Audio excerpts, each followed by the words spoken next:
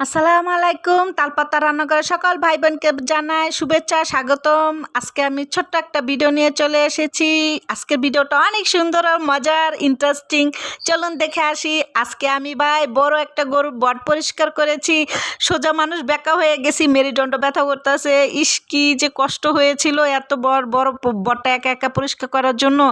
তারপরে গোসল টোসল করে ফ্রেশ হয়ে এসে ছোট ছোট টুকরা আরেক দফা করে এটাকে চুলার মধ্যে বসিয়ে তারপর এটাকে হালকা একটু সিদ্ধ করে নিব। তারপরে সিদ্ধ হয়ে গেলে নামিয়ে ঠান্ডা করে আরেক দফা এটাকে কাটাকাটি করতে হবে। তারপর কাটাকাটি হয়ে গেলে আমি কয়দিন খাবো, কতটুকু আমি ভাগা করেছি সেটা আপনাদের সাথে শেয়ার করতেছি।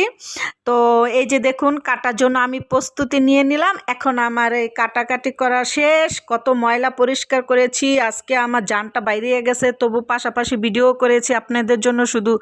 এই যে দেখুন, এক ভাগার মধ্যে 1.5 কেজি করে আছে। আমি 4টা ভাগা করেছি, একদিন রান্নলে যাতে 3 দিন খেতে পারি। যত ভাজা হবে রান্নাটা অতই ভালো লাগবে।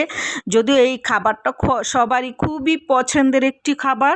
তারপরে আমি রান্না করতে চলে এলাম। পেঁয়াজটা হালকা একটু বেরেস্তা করে নিয়েছি। এটার মধ্যে হলুদ দিয়ে দিলাম 3 চামচ, মরিচ দিয়ে দিলাম, তারপরে লবণ দিয়ে দিলাম পরিমাণ মতন। একটু পানি দিয়ে কষিয়ে তেলটা উঠে আসবে, তারপরে আমি বটটা দিয়ে দেব।